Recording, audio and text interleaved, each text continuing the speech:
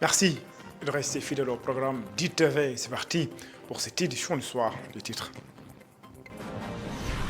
Le conseil municipal de Dakar a finalement lancé les travaux de la session budgétaire. Ngonemeng, maire par intérim, invite les conseillers à mettre en avant l'intérêt de la ville et à bannir toute discussion à connotation politique. Les descendants des tirailleurs exigent le limogeage de Cheikh Oumar Diagne après ses propos polémiques sur les tirailleurs sénégalais. Selon eux, le directeur des moyens généraux a sali la mémoire des héros de la nation. Il n'a plus sa place à la présidence de la République. Le collectif des organisations de la société civile nominé au prestigieux prix Nobel de la paix, une reconnaissance selon ses membres de 25 ans d'engagement en faveur de la paix. Après le lancement de son projet Woteti Jam, la Commission nationale des droits de l'homme veut une meilleure organisation des prochaines élections. Elle a livré 11 recommandations. Voilà pour les titres. Le développement, c'est dans une poignée de secondes.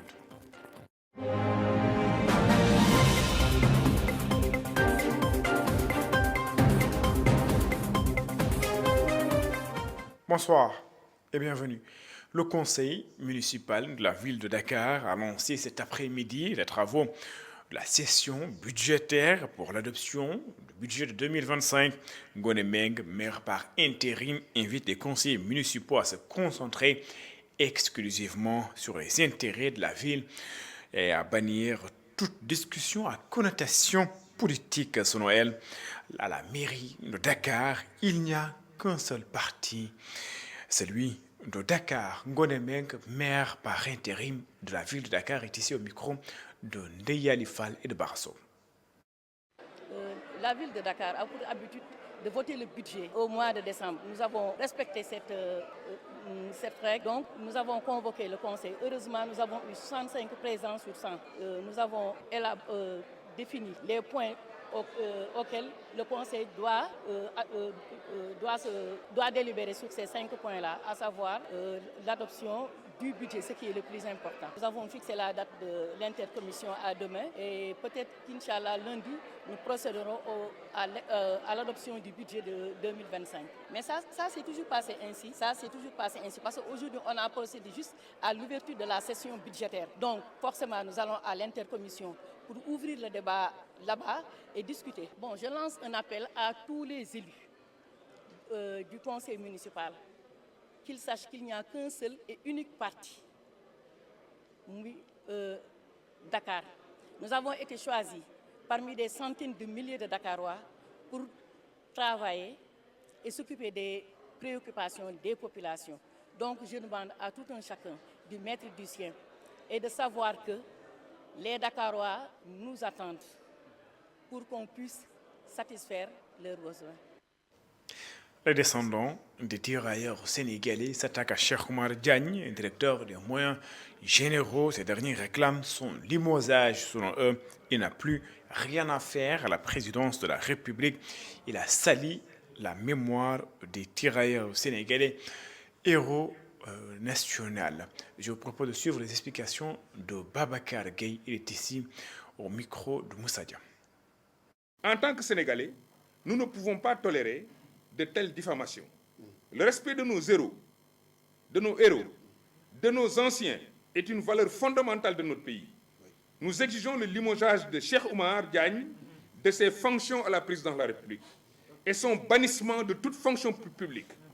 C'est un devoir de respecter ceux qui ont donné tant pour notre nation. Nous insistons sur ce fait. En signant cette pétition, nous défendrons l'intégrité de nos anciens et l'honneur de notre nation. Nous vous appelons à signer cette pétition pour que justice soit faite pour nos héros. Cette pétition est en ligne. Actuellement, elle a recueilli 700 signatures avant que je rentre aujourd'hui en salle. Ce n'est pas aujourd'hui que je vais en faire la conclusion, mais il est évident que d'ici dimanche, on verra quels sont les Sénégalais qui ont été choqués par cette affaire-là, qui ont décidé de signer la pétition. Quand cette pétition aura été finie de signer, je l'enverrai à M. le Président de la République, Bassirou Diomaye Faye, pour lui dire que des Sénégalais qui qui se sont sentis insultés par les propos de Cheikh Oumar Diagne ne voudraient pas qu'une telle personne soit dans vos rangs, qu'il collabore avec vous, qu'il gère nos 49 milliards qu'on a mis à votre disposition, et que nous ne souhaitons pas aussi que ce que vous représentez pour le Sénégal et pour l'Afrique soit entaché par cet homme-là. Il faut le dégager de vos services, il ne faut plus lui donner une fonction politique. Et puis, parlons tout à fait d'autre chose. Le Premier ministre Ousmane Sonko attendu demain à l'Assemblée nationale, c'est dans le cadre de la déclaration de la politique générale. Le secrétaire général de la CNTS attend du Premier ministre des réponses claires par rapport à la situation des travailleurs en détresse. Mody Guiro s'est également prononcé sur la cherté de la vie et sur la dette intérieure. Mody Guiro, secrétaire général de la CNTS, est joint par Antoine Diouf. En tant que travailleurs, donc, nos attentes s'articuleront autour de le Premier ministre, va aborder la question donc, de l'emploi des jeunes, n'est-ce pas, le chômage, mais également le pouvoir d'achat des travailleurs, comme vous le savez, quand même, une situation extrêmement difficile pour l'ensemble des populations, particulièrement pour les travailleurs, mais également en ce qui concerne les entreprises difficultés, les droits des travailleurs, comme la question des travailleurs de la poste, les enseignants, tout cela, c'est des questions de la santé. C'est des sujets qui sont attendus. Nous espérons que le ministre, dans sa déclaration de politique générale, saura apporter donc des réponses, n'est-ce pas, récentes à l'emploi des travailleurs qui sont en fait actuellement très inquiets, mais également qui s'agitent. Comme vous le savez, si nous voulons travailler, il faudrait le faire dans un environnement apaisé. Je pense que dans beaucoup de secteurs, il y a des difficultés. Il y a également la question de la dette intérieure. Normalement, le chômage qui est lié à l'arrêt des travaux au niveau des PTV. Et tout cela, c'est des questions donc, qui sont attendues. En tout cas, nous espérons qu'à la suite de la déclaration de politique générale de M. le Premier ministre, toutes ces inquiétudes-là seront levées. Le collectif des organisations de la société civile pour les élections, le COSC, nominé au prestigieux prix Nobel de la paix. Selon ses membres, cela témoigne d'une reconnaissance internationale pour son engagement en faveur de la paix et de la cohésion sociale au Sénégal. Voici là 25 ans avec l'appui des partenaires stratégiques et des institutions clés. Le COSC envisage d'ailleurs de mettre en œuvre ces actions. Je vous propose de suivre les explications de Safiatou Diop. Elle est membre du collectif des organisations de la société civile. Elle est interrogée par Ndeye Alifane. La consécration de 25 ans au service de la démocratie sénégalaise. Créé dans un contexte de crise à la veille des élections de 2000, le collectif des organisations de la société civile pour les élections est une organisation fêtière regroupant une quinzaine d'organisations de la société civile sénégalaise. Depuis plus de 2 décennies, le COSC s'est imposé comme acteur clé de la promotion de la paix et de la démocratie, particulièrement en période de tension politique et sociale. Fort engagement pour la promotion de la démocratie sénégalaise lui a permis d'être présélectionné en même temps que 2 autres organisations au niveau mondial pour l'attribution du prix Nobel de la paix de 2025. Créé dans un contexte de crise à la veille des élections de 2000, le collectif des organisations de la société civile pour les élections est une organisation fêtière regroupant une quinzaine d'organisations de la société civile sénégalaise. Depuis plus de 2 décennies, le COSC s'est imposé comme acteur clé de la promotion de la paix et de la démocratie, particulièrement en période de tension politique et sociale. Je le disais en titre, la Commission nationale des droits de l'homme fait le bilan de son intervention lors des élections législatives à travers son projet dénommé Wote Si Jàmm. 50 observateurs ont été déployés dans les 8 régions du pays. Amsatou Sow Sidibé, président de la Commission nationale des droits de l'homme, livre 11 recommandations du rapport du monitoring des élections législatives, parmi lesquelles la question de la prise en charge des jeunes dans les élections, mais également la présence des mandataires dans les bureaux de vote, entre autres. Satou Diba. Il faut améliorer la représentation des mandataires des partis politiques. Une autre recommandation est relative à la nécessité de mener une campagne ou des campagnes de plaidoyer pour le respect des droits de l'enfant. Une autre recommandation, elle est relative à l'accès équitable aux médias privés pour tous les partis et pour toutes les coalitions de partis politiques. Ces 4 recommandations sont parmi les 11 faites par la Commission nationale des droits de l'homme. Selon Amsatou Sow Sidibé, le rapport du monitoring des élections législatives anticipées du 17 novembre 2024 nécessite une prise en compte pour les échéances à venir. Ce projet, Wote Tchidjam, pour des élections apaisées, a permis de déployer une importante mission électorale composée d'observateurs répartis à travers le pays. Afin de mener à bien ce monitoring des élections, plusieurs activités ont été organisées, parmi lesquelles le renforcement des capacités des observateurs sur le monitoring électoral, le média monitoring de la campagne électorale, le monitoring et la supervision du scrutin le jour du vote, l'installation de la salle de veille à l'hôtel Azalaï le jour du scrutin avec une équipe d'observateurs. Le Bureau régional des Nations Unies va accompagner la Commission nationale des droits de l'homme aux prochaines élections. Aïba Robert Kochani, représentant du Bureau des Nations Unies. Et voir comment nous pouvons accompagner l'Institution nationale des droits de l'homme et les institutions compétentes au niveau du gouvernement pour voir comment faire encore mieux aux prochaines élections. Tout le monde sait que le Sénégal est une vitrine de la démocratie en Afrique. Et il nous appartient à ce que nous fassions tout ce qui est possible pour que la dimension des droits de l'homme, des droits de la femme, des droits de l'enfant, des droits des personnes vivant avec handicap et autres soient constamment améliorés dans les processus électoraux. Lors de la rédaction du rapport, la Commission nationale des droits de l'homme a mobilisé ses équipes et a bénéficié de l'appui technique du Haut Commissariat des droits de l'homme des Nations Unies. La plateforme nationale des femmes musulmanes, l'ISKNUI, sera lancée officiellement le 1er janvier prochain. Ses membres veulent travailler pour la protection de la famille et redonner à la femme la place qu'elle mérite dans la société. Voici Mamdiara Bousso-Thiam et les membres du secrétariat exécutif de la plateforme l'ISKNUI. Il était sur le micro d'Aram Faldao. La plateforme Ndayu Askan Bi est une plateforme intercoalisée des associations religieuses et communautés existantes du Sénégal. Ce sont les femmes musulmanes, membres des tariqas et des associations religieuses qui se sont donné la main pour travailler ensemble dans le but de préserver la famille et l'enfance et de rehausser le niveau de nos valeurs.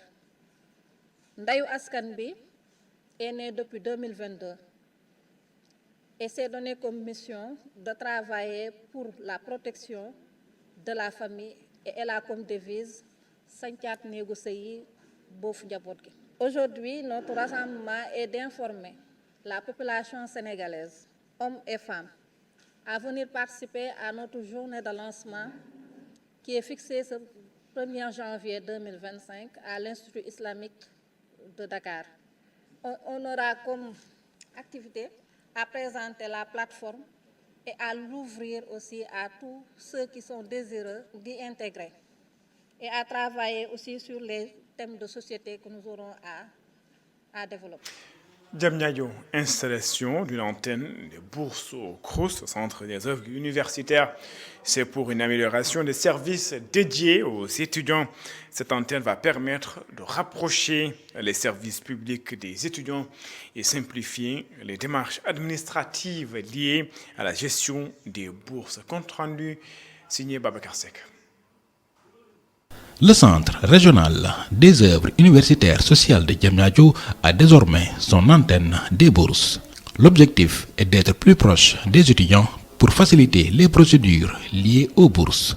C'est-à-dire que ça permet de réduire les déplacements pour les étudiants, parce que Diamniadio étant une zone très enclavée, ça va permettre aux étudiants de rester au niveau du campus, mais également de recevoir toutes les informations relatives à la bourse. Ça va également permettre aux étudiants et au personnel également du CROUS de transmettre des informations claires, justes et précises venant de la direction des bourses. Ça va également, pour terminer, permettre toujours aux étudiants de recevoir, ou bien à la direction, toujours au CROUS de Diamniadio, de recevoir l'ensemble des plaintes venant des étudiants et l'ensemble des réclamations venant des étudiants et de pouvoir avoir une solution relative à ces recommandations-là. Pour permettre aux étudiants et aux futurs bacheliers d'avoir la bonne information, la direction des bourses va entamer la tournée des universités et des lycées. On va aller dans les universités, on va expliquer aux étudiants c'est quoi la bourse, quelles sont les procédures de paiement et d'obtention. Comme ça, beaucoup de questions que les étudiants posent, ils vont arrêter de les poser. On va aller également dans les lycées, parler aux futurs bacheliers.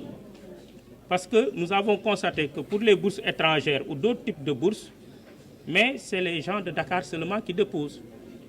Et parfois, on a une centaine de bourses ou 300 bourses à offrir pour le Maroc, mais on n'a que peut-être 400 ou 500 dépôts. Ce n'est pas normal, ça veut dire que les gens ne sont pas informés.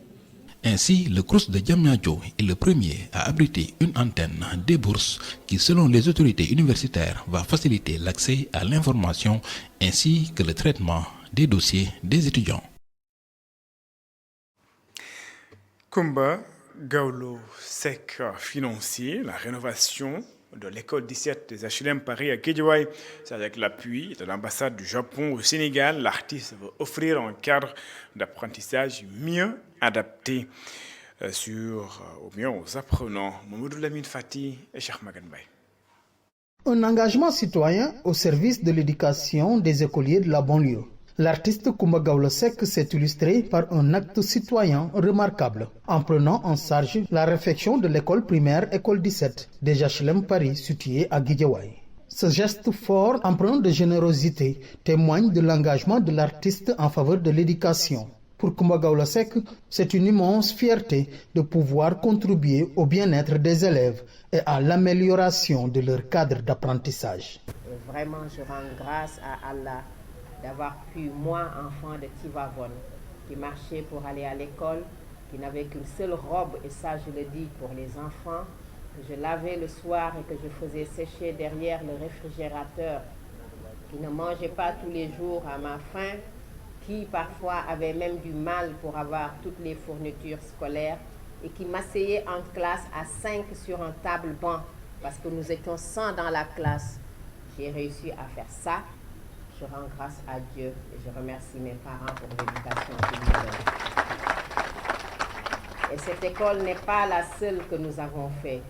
Depuis que cette association existe en 1997, nous en avons beaucoup fait. Lors d'une cérémonie marquant la fin des travaux, l'ambassadeur du Japon au Sénégal, qui s'apprête à terminer sa mission diplomatique, a salué l'initiative de Kumba Gawlo Seck, soutenue par son organisation Lumière pour Enfance. Il s'est dit satisfait du partenariat établi pour accompagner cet effort en faveur de l'éducation et a rappelé que l'éducation des enfants reste le fondement du développement durable d'un pays. Un message pour le peuple sénégalais,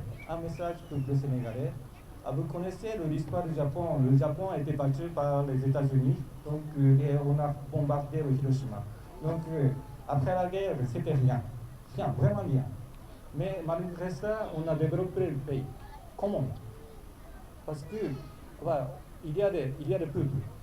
Donc le peuple, c'est la base d'un pays. Il faut éduquer, il faut former les jeunes. C'est l'avenir du Sénégal. S'inspirant de son parcours familial, social et des épreuves de la vie, Kumba Gawlo Seck a fait de l'éducation une priorité absolue. En tant qu'ambassadrice de bonne volonté, elle s'est donnée pour mission de permettre aux enfants d'accéder à une éducation de qualité, dans un cadre de vie adapté et propice à leurs épanouissements. Avec cet engagement, Kumba Gawlo Seck continue d'inscrire son action dans une dynamique de transformation sociale et de soutien aux générations futures. Mamadou Lamine Fati, merci. C'est la fin de cette édition. Merci de l'avoir suivi. Excellente suite de programmes sur les antennes d'ITV. Au revoir.